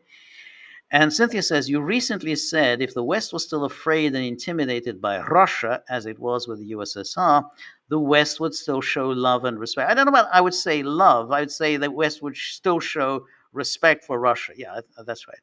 Citing the West show of love and respect it had for Olga Korbut. Yes, that they did show love and respect for Olga Korbut at the 1972 Olympics as an example. But I doubt that since the West now has an irrational hatred and contempt for Russia, no amount of fear and intimidation Russia dishes out to the West will result in any show of love and respect by the West. That seems to work for Israel, but not for Russia. Um, well, you may well be right there. I think that maybe things are now so bad that that it's going to be very hard to repair relations. Um, I think you do have a point that um, the kind of hatred that is now directed towards Russia was never really directed at the Soviet Union, even at the height of the Cold War. Let's think of that: the height of the Cold War, let's say late 1940s, early 1950s, early 1960s, late 1970s. Those are the three periods of the Cold War which were the most intense, and which there was the greatest hostility in the West towards the Soviet Union. At no point was there that same kind of hatred. There was a fear um, of the power of the Soviet Union. There was a fear of what they might do, but I do think that um, there was always a respect for the Soviet Union. I think there was the enormous respect that the Soviet Union earned through its performance in World War II. That would take generations to whittle away. It was only really towards the end of the Gorbachev era that people started to talk of the Soviet Union with contempt. I mean, the way people talked about, I don't know if you remember, in the late 80s about the Soviet Union, about how they can't do anything, they're useless, spastics, everything they touch crumbles apart. No one really talked about that. People said, obviously, the Soviet Union is um, economically behind the West, but there's always a respect. You don't talk in a certain way about the Soviet Union. So there was that huge respect that they earned because of their performance in World War II. But there was also the respect they earned for the brutal, no nonsense way that they dealt with essentially insurrections, rebellions within their sphere of influence. In Eastern Europe, there were a number of explosions, and each time the Soviet Union dealt with it quickly, ruthlessly, and very effectively.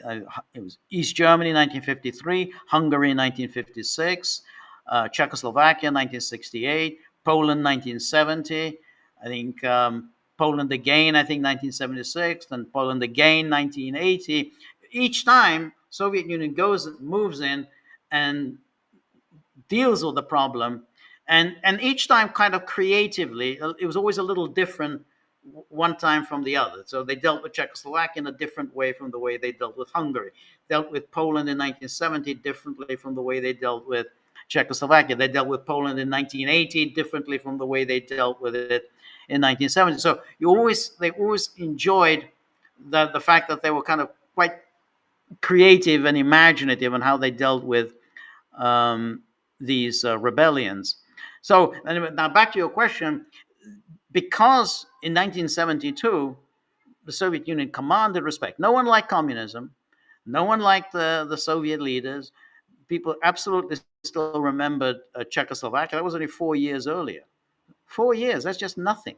4 years earlier. But when it came to the Soviet performance, the Soviet athletes, they were all shown enormous respect. I showed that little bit of footage of Olga Korbut, and those scenes were just amazing. I mean, it's like this German audience just erupted, I think love and admiration for Olga Korbut, and what was remarkable was that this is 1972, so at least half of the people in that German crowd had lived through the war, either had served in the war or had memories of the war, memories of the Red Army smashing its way into Germany in 1945, and yet they displayed this fondness for Olga Korbut, and I do think that did come from this respect for what the Soviet Union had accomplished and for the no nonsense toughness that they conveyed. I mean, you always knew that these people had, there was a no nonsense approach that they had. And I remember after the 1972 Olympics were, of course, a debacle because of the Munich, the terrorist attack on the Israeli athletes, and then the Israeli athletes were killed in circumstances that were never very clear. But the German police attempted to rescue the Israeli athletes, but they were all killed. And it reflected very badly on Germany. The Germans showed themselves to be so feeble, so absolutely incompetent that they just completely bungled this rescue of the Israeli athletes. And then, but in 1980, there was the Moscow Olympic Games, and I remember. I asked my father. I said, "This is terrible. I mean, it's going to be these games are going to be held in Moscow.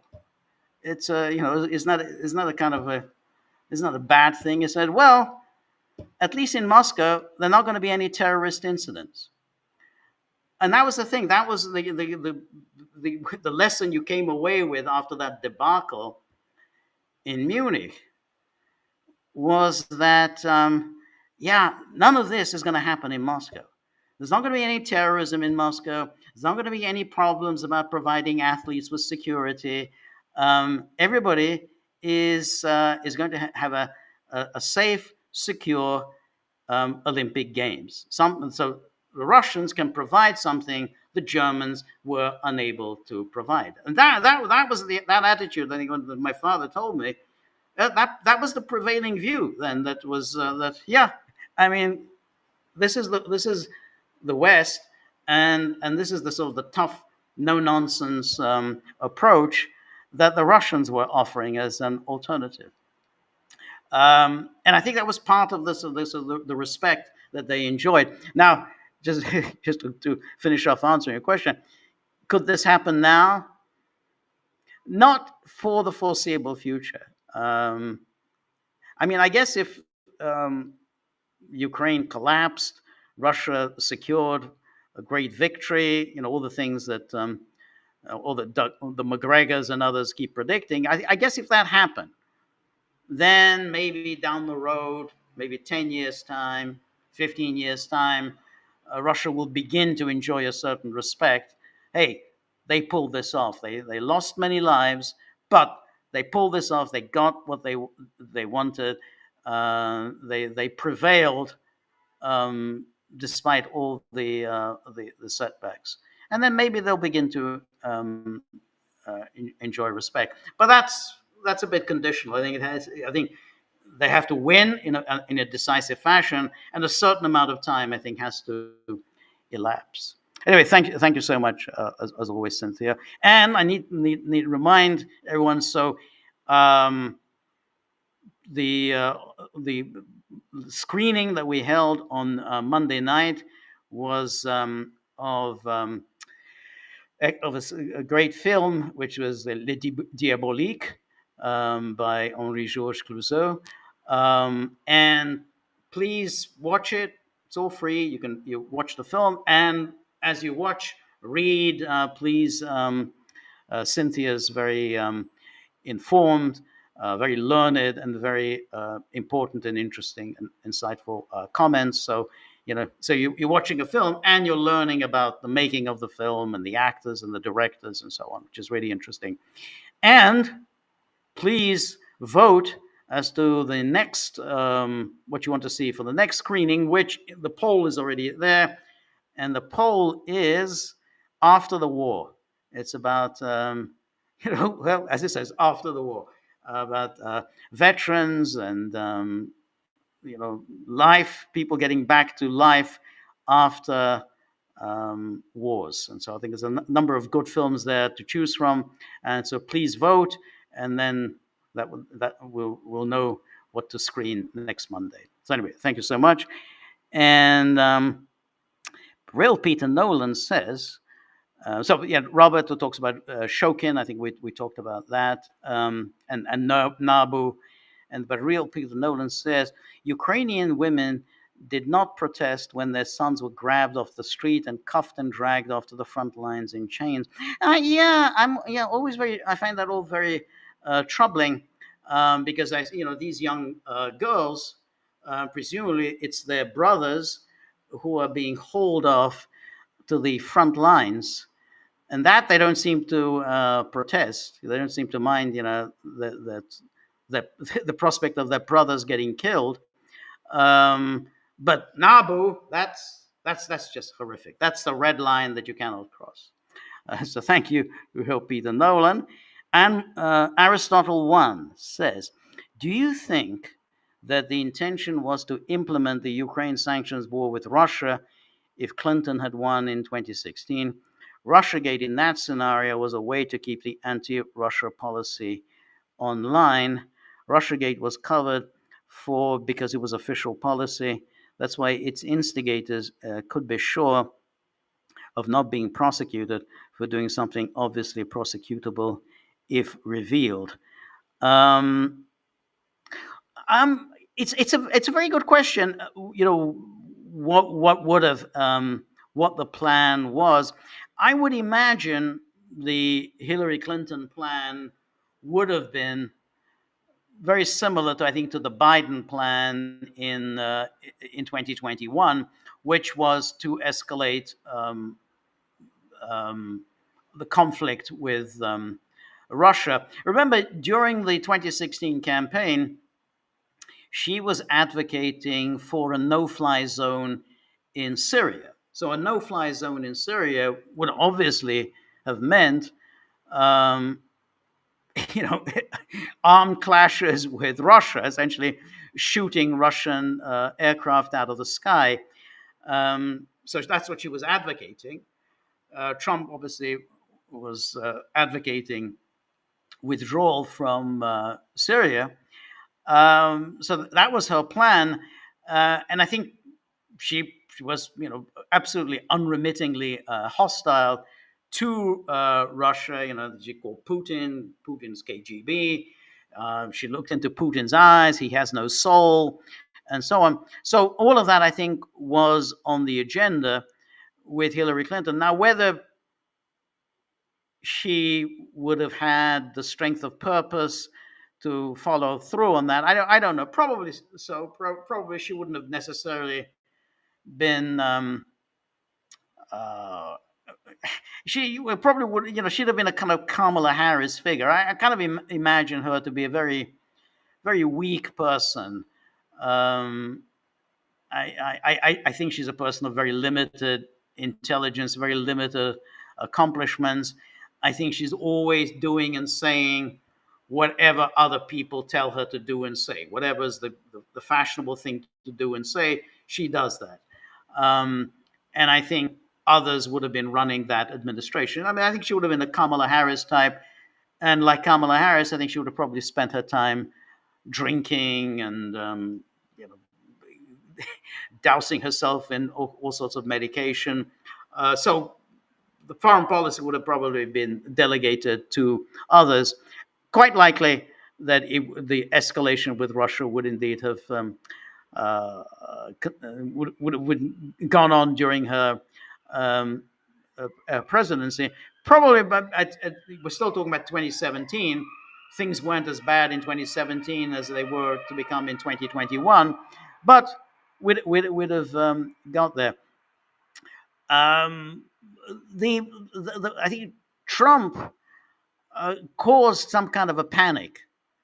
The panic that he really was going to shake up the system. They knew perfectly well Kamala Harris, Biden, Hillary Clinton. They're just much of a muchness. You can't expect anything much from them. They knew Obama, that who was pretending to be the outsider, pretending to come at things with a fresh pair of eyes. He was going to re-examine everything. He was going to undertake major changes. They knew perfectly well that's all nonsense. Obama was just saying that in order to win an election. They knew that Obama wasn't going to change anything, and he didn't. But Trump, they couldn't be sure of. Trump was he was a different kind of person from Obama. I think he really did cause great anxiety back in 2015, 2016. I think they didn't want him to come back. They brought all these criminal charges and so on. But by 2024, as the campaign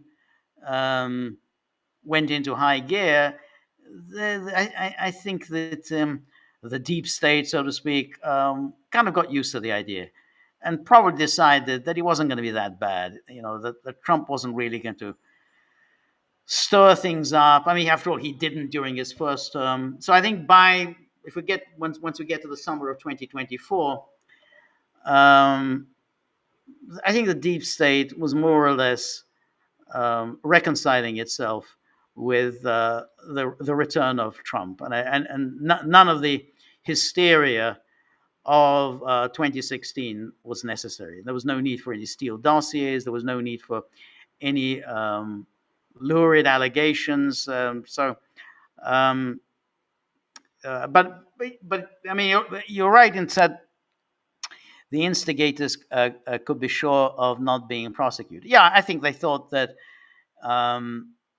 Trump would lose, and then of course, obviously, once Trump won, they were concerned about possible prosecutions, and no question, Russiagate was an attempt to conceal what the Obama people had been doing before, what the Russiagate hoax that they were perpetrating, which was prosecutable, but they wanted to make sure that didn't happen. So essentially, they kind of mired Trump in this fake Russiagate hoax story and so the media attention was focused on what Trump had supposedly done rather than what Comey, Brennan, and Obama himself had been doing all those years. Aristotle says, do you speak good Hungarian out of interest? Well, I would put it like this. It all depends on what you mean by good Hungarian. So, like as with Clinton, all depends on what is. So I think it all depends on what good Hungarian means. Anyway, thank you, Aristotle. Danaka says, Zaluzhny is in the same league of bumbling idiots like Gerasimov and company. Yeah, I agree. And I think, to be honest, I'd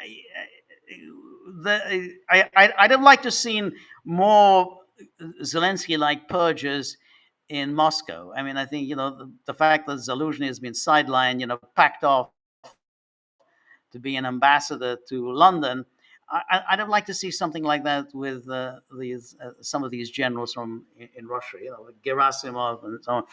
What the hell is Shoigu still doing there, at a senior level? So there's nothing wrong at all with purges and firings. I mean, if a general isn't delivering, you fire him, replace him with even if it's unfair, you fire him, replace him with somebody else. Stalin was constantly firing his generals and then bringing them back. You can do that. You fire someone and then you bring him back.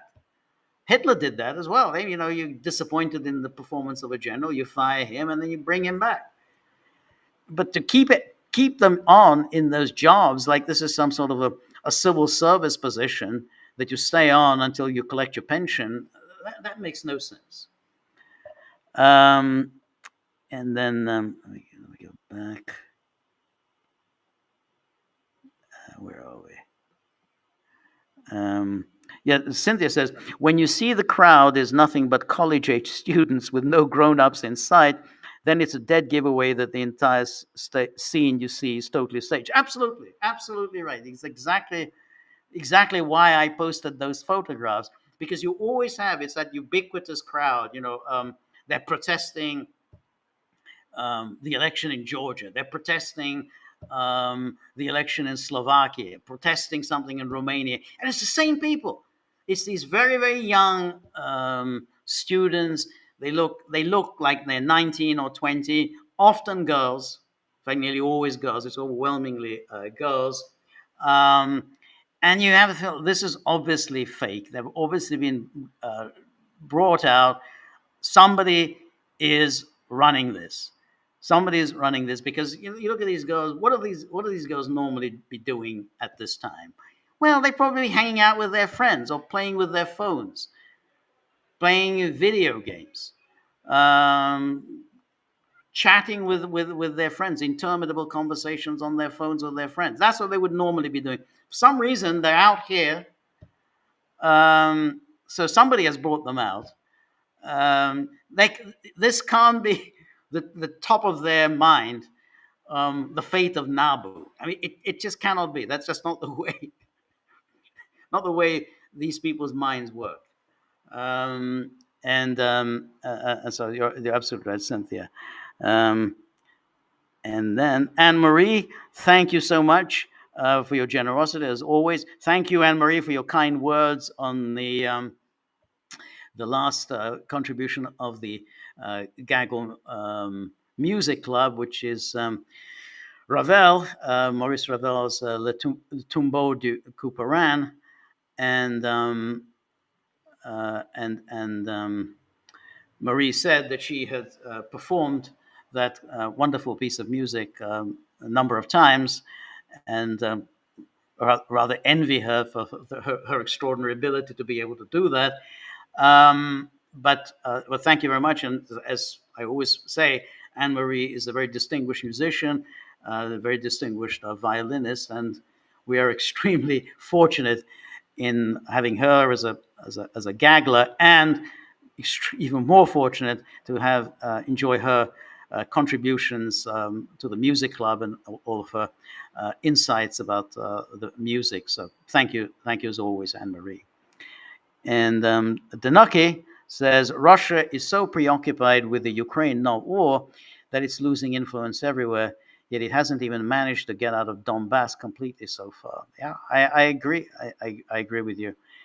Yeah, I mean, I think that's very telling that that you're losing influence. I mean, that's all of these are kind of byproducts of this war. Losing influence in Moldova, losing influence in the Caucasus. Armenia and Azerbaijan should be close allies of Russia's. That they're not, I think it's really the testament to the fact that just this war in Ukraine is totally preoccupying Russia, and that's when we leave aside everything else that's happened, such as the loss of Syria, inability to provide serious assistance to Iran while Iran was coming under attack. So I think all of that is a consequence of Ukraine. And then Cynthia says, since the acronym MAGA sounds very similar to the word mega, I wonder if Trump came up with the idea to name his organization MAGA after hearing about the mega group. I don't know. So that's, that's a good question. I don't really know. I don't know. The MAGA, I think MAGA came after he coined the term "Make America Great Again," which he didn't even coin. I mean, other presidents had talked about that, "Make America Great Again." That's the program. I think Bill Clinton talked about "Make America Great Again." So I think he came up with the slogan, and then they came up with the acronym. And the acronym, and then the red hat. But Yeah, but it's but ultimately it is uh, uh, the slogan. But it's interesting that MAGA has come to have this negative, um, and then menacing sound to it. But it's just "Make America Great Again," yeah, which you know many political figures had talked about before. And then Psinook, thank you very much, Psinook, for your generosity. Appreciate that. Psinook says, the Zionist Witkoff just left Doha. Yep. Of course, he says Hamas is impeding the negotiations. That is what he said. They're not serious about the negotiations, he said. Why can't Trump force Israel to supply aid to Gaza?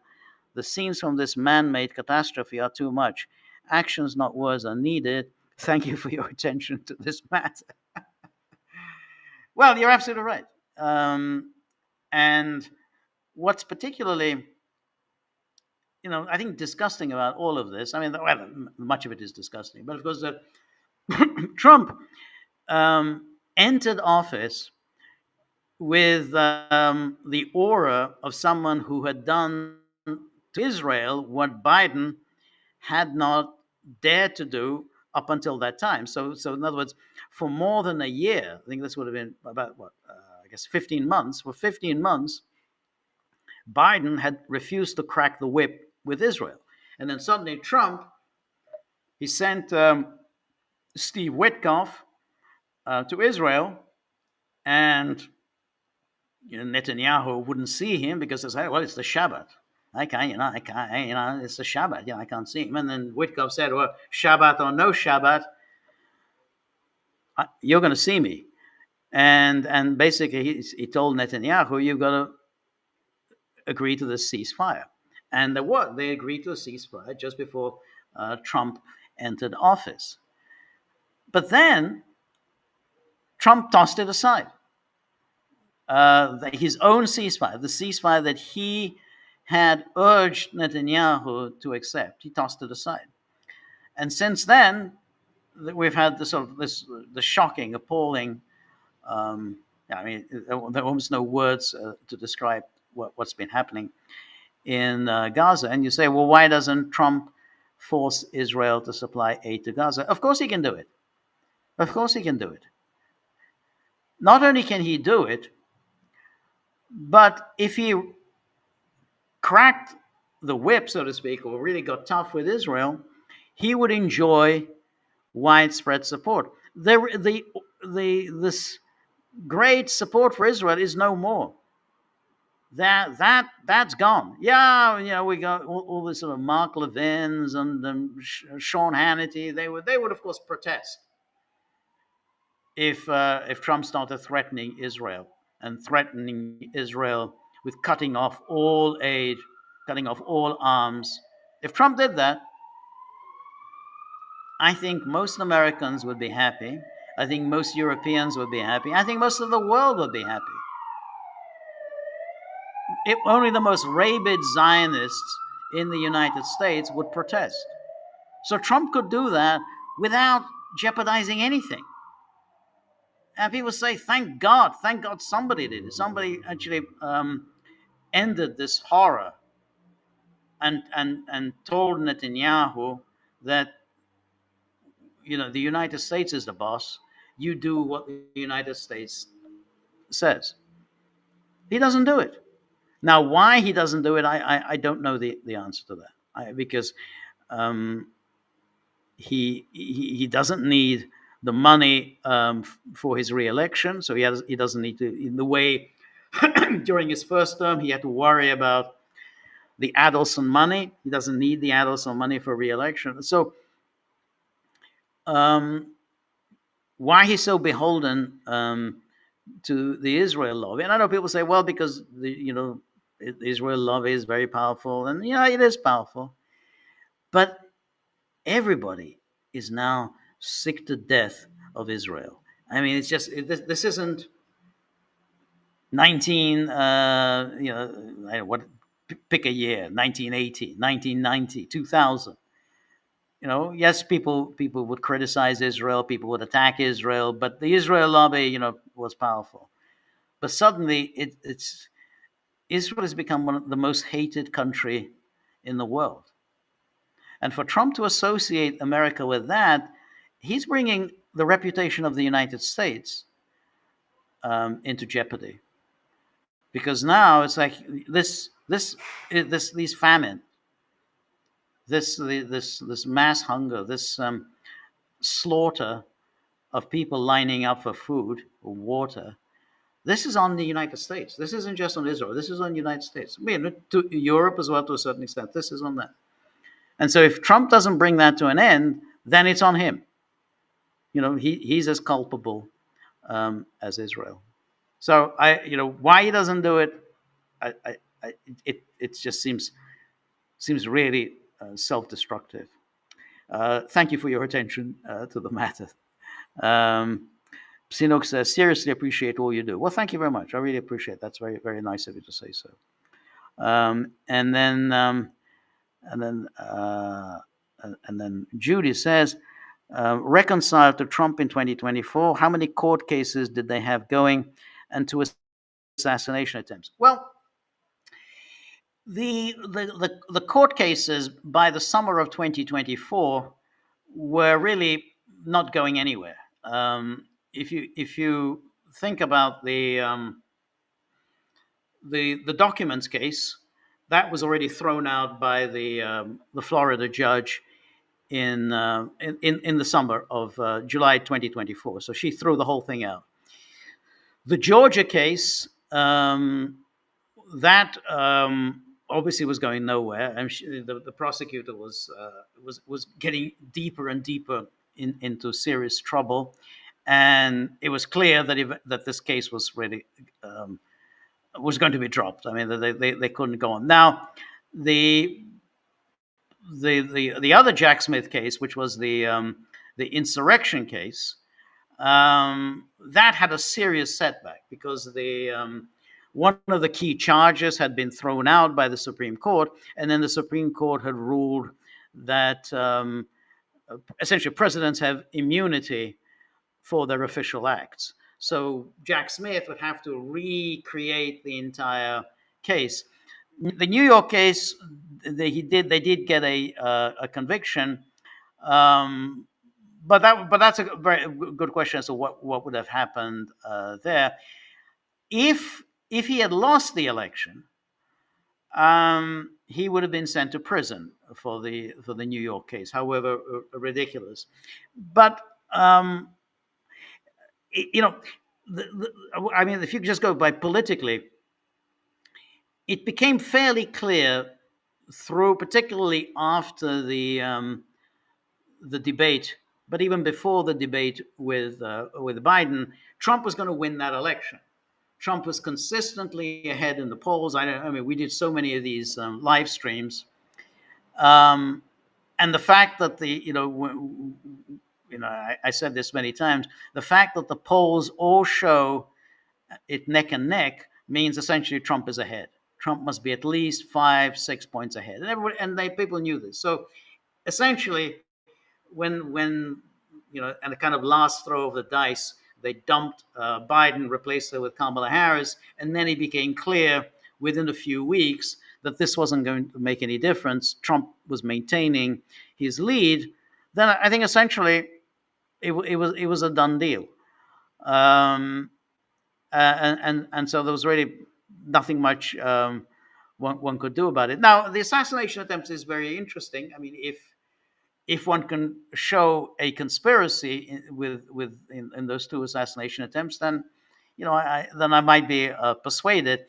I think the two assassination attempts were very, very odd, and I'm not entirely convinced by the official explanations. On the other hand, I haven't seen any evidence that there was a conspiracy, other than they didn't provide him with adequate security.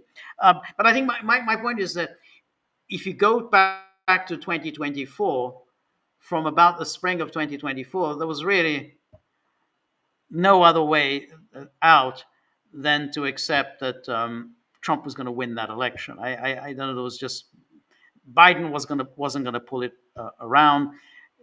they tried a last kind of throw of the dice with Kamala Harris. It became obvious that she wasn't going to do it. So that's what I mean by late summer 2024. I really don't think there was anyone who was seriously thinking that Trump wasn't going to win that election. So it then became a matter of accepting realities. And I think that was different from 2016. 2016, I don't think people thought that it was going to win, but they also had the insurance policy, the famous insurance policy of Russiagate. But most people assumed that Hillary Clinton was going to win in 2016. I don't think that was the case in 2024. I mean, at best, there was a thought, well, maybe it's going to be a very close one, and then maybe we won't know who won for weeks and weeks, and then who knows what might happen. But I don't think anyone was that surprised when on election night it was pretty much over by midnight. It was a done deal. So that's why I'm just thinking that by the summer of 2024, I don't think there was any way out other than to accept that that Trump will be back. And I guess the assassinations themselves were expressions of a desperation that all of the various plans to hobble him, to get him off the ballot, to convict him, all of those have failed. So I mean, I don't disagree that 2021, 2022, 2023, there were very serious attempts to make sure that he wasn't elected. But once 2024 came around, once it was obvious there was no one to challenge him in the Republican Party, and once it was clear that Biden was hopeless, Biden was hopeless, and Kamala was hopeless, there was nothing you could do other than reconcile yourself with a Trumpian victory.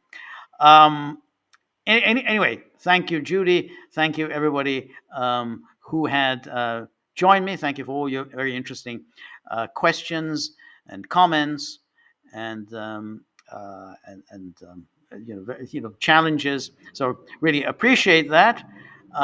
Thank you also for those who made very, very nice, very kind comments, and thank you above all those who contributed to the tip jar for the dogs. See if they're happy about that. I doubt it, but I'll just sort of, hey, look, you can't just go on complaining all the time. Well, maybe they can, but anyway, over the weekend we're going to do some podcasts with Peter, and then we'll have the joint live stream with Peter on Monday, and then on Tuesday we're going to have our live stream again. So hope to see all of you then. And thank you very much, and have a great weekend. See you very soon. All the best. Bye-bye.